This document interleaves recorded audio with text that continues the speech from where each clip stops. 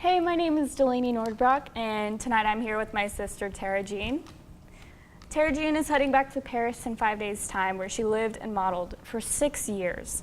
Tell us, how did this all start? All right, so I was living in Vancouver and making pizza in the lesbian hippie district. And a lady came in and she had a baby in the buggy, one on her hip.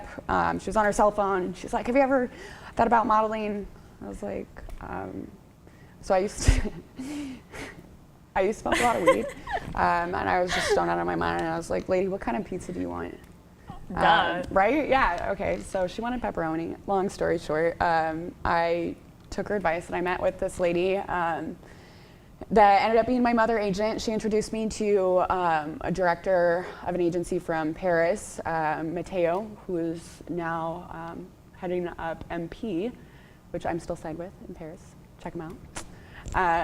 And he had me fly out. My first commercial out there was L'Oreal. And then my first real walk was for Chanel Couture. So I stuck around. That's insane. Those are huge names. What do you think was the peak of your career? I don't know if this was the peak, but definitely the little serendipitous moments. Meeting people that had seen your work, my work, was always really interesting. One time I had a flight that was for, I think, Grazia. We were doing a beauty and summer swimsuit kind of thing for the magazine. And we were flying down to Mauritius or Seychelles, I've been to both, but it was off the coast of, the southern coast of Africa by Madagascar. So a very long flight. And the pilot, while we were all getting on the plane, noticed I was also on the cover of the in-flight magazine at the time. So he traded me, I felt like nobody, but he asked me for an autograph and said he would trade me for a seat in first class. I was like, duh. So yeah. Where do I sign? And I felt kind of bad because not only did I have to he couldn't get the rest of my team up front because there weren't enough seats, but for the whole time we were in Mauritius, he just we'd be in the middle of shooting and he just walk in front of the camera with his smoothie and want to chit chat. And I'm like, I really appreciate everything you did for me, but also we're on a timeline and we're working. So just the little serendipitous moments like that. All right. Of course, there's going to be really cool opportunities like that, but also some downfalls. So what do you think is the hardest part about modeling? Well, I guess you just have to have a really tough skin. You can be told in one day that you're too tall, too short, too fat, too thin, just everything, too blonde, too dark, too whatever the case, you're never gonna be just right. Damn, yeah, that's really hard, actually. What do you think was the hardest day at work you've ever had? Okay, so I remember it like yesterday. I had been out having dinner or something with my boyfriend at the time, and we were heading back to the apartment, and there was construction, and it wasn't marked, so we're on a scooter, and there's this huge gap in the middle of a turn, and long story short, the scooter fell on top of my right leg, backwards, and I rushed to the ER, and they x-rayed the wrong part of my foot.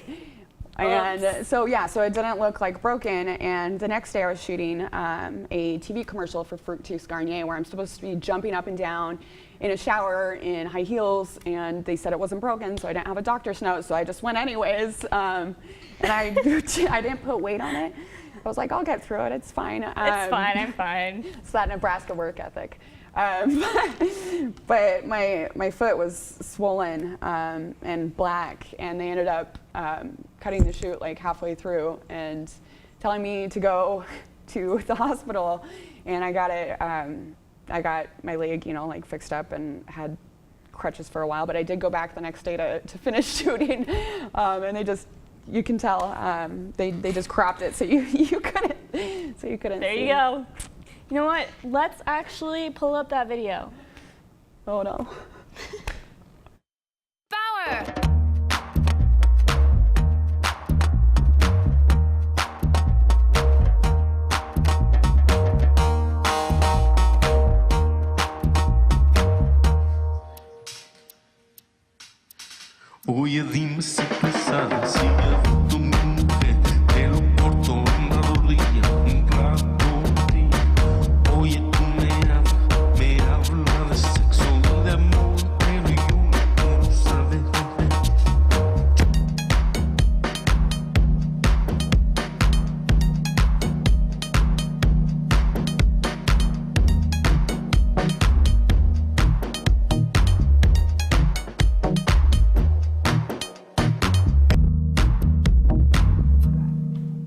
So what what you didn't see was my softball-sized black right ankle and foot.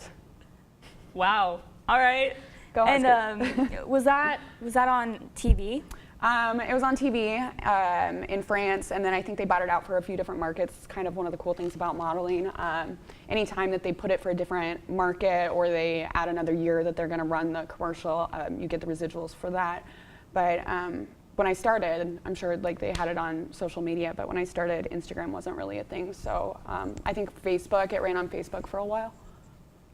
How does social media influence the industry? Yeah, it's weird. Instagram models kind of, awful to say, but it was kind of a joke when I started. And now I think it's great. It's a great opportunity because you don't have to be scouted and you don't have to be found in like some happenstance situation. You can market yourself. But with that, like I would say the market's also flooded with it. So it makes it a little bit harder to stand out, but it makes it easier to get your name out. It's a very weird situation. I'm awful at social media. Check me out on Instagram. Moonlight Wine, I have like 45 followers. But yeah, I need some tips on that if you could help. What sets you apart in modeling?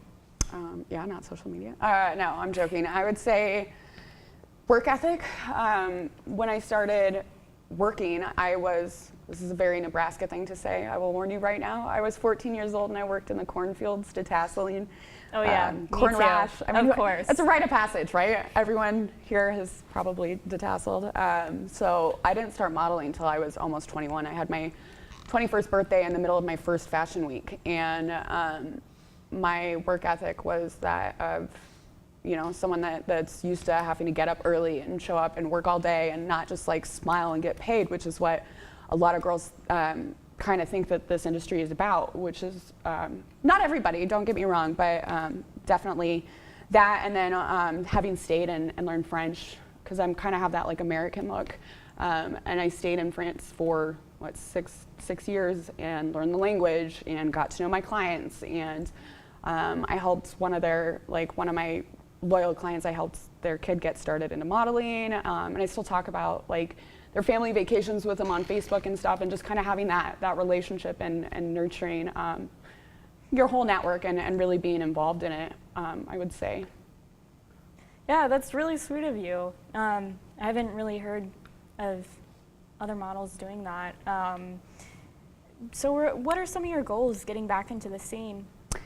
I would say since I took some time off and came back for family reasons, as you know. And I'd say the time that I've taken off has been a big shift in the game where a lot of things are based on social media. But a big thing that I'm excited about is like what Rihanna's been doing and some other designers bringing, different skin tones, different shapes, different like genres of modeling. Even alt is really big now. Like when I got started, I had a Victoria's Secret runway fitting that I ended up not getting the show because I had a giant tattoo, and that's not a thing anymore. So getting back into the game, seeing how it's changed, and what the new opportunities will be with the market being what it is. I'm excited to see. Yeah, I really do like that times have changed and they're more accepting nowadays. Celebrated even, yeah. Yeah. And what have you learned from this career? Networking, French, I would say. And what do you want people to take from this interview?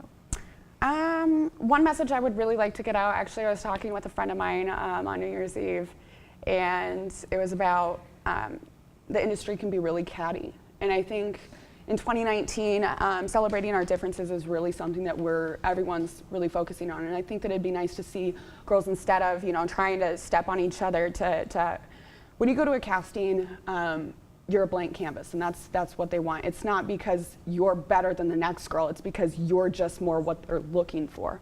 So for girls to recognize that and to help each other up and to help each other market themselves and network and just keep positive. I think that's what I'm looking for. Yeah, that's awesome. I love that. And I could go on and on. I have so many questions, but what I really want to know is what you're excited about.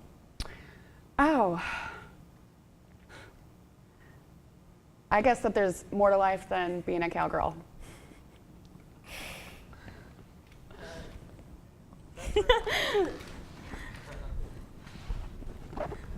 Okay,